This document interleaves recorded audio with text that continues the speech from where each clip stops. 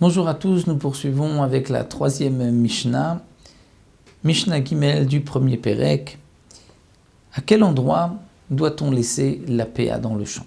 Le Tana nous dit Notnim PA mitrilat hasadeh. On pourra laisser la PA, donc la partie réservée aux pauvres, même au début du champ.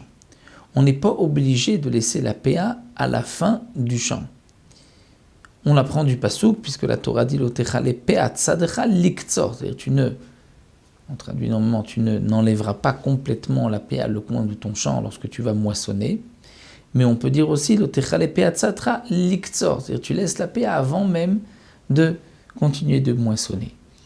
Donc ici, le Tana nous dit, c'est Tanakama, on peut donner de la PA mitrilat hasadeh du début du champ, ou même tsa'a, ou même au milieu. On n'est pas obligé de laisser à la fin du champ la PA. On peut laisser au début, au milieu. Rabbi Shimon rajoute et dit, Rabbi Shimon Omer, ubilvat sheiten basof kashio, à condition de laisser à la fin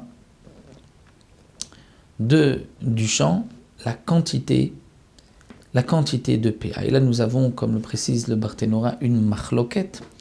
Est-ce que Rabbi Shimon vient nous dire, à condition qu'il y ait Besof Kashiur, c'est-à-dire la quantité on doit laisser, par exemple si on laisse la moitié de ces 1/60e au début et on laisse ensuite à la fin l'autre moitié des 1/60e, donc là ça suffit à condition qu'il y ait 1/60e en tout.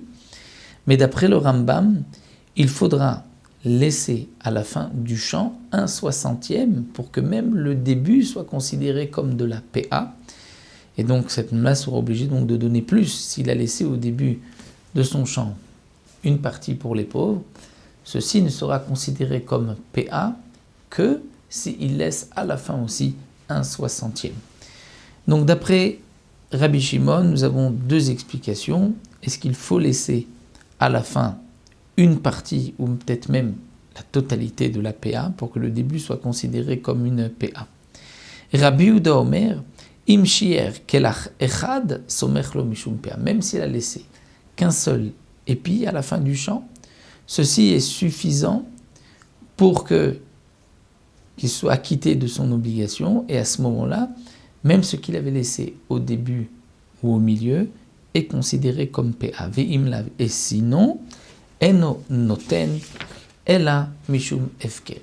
Que si il n'a pas laissé à la fin du champ même un seul épi, d'après Rabbi Yehuda, à ce moment-là, ce qu'il a laissé au début et à la fin n'est pas considéré comme PA.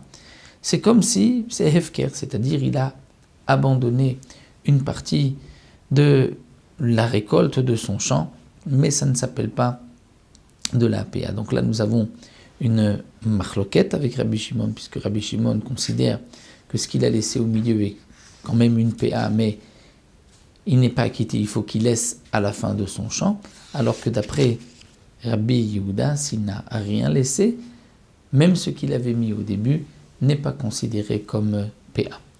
Donc voici pour cette troisième Mishnah, et on se retrouve moi, Bezrat Hashem, dans la quatrième Mishnah, pour savoir quels sont les fruits, quelle récolte il y a une obligation de laisser la PA.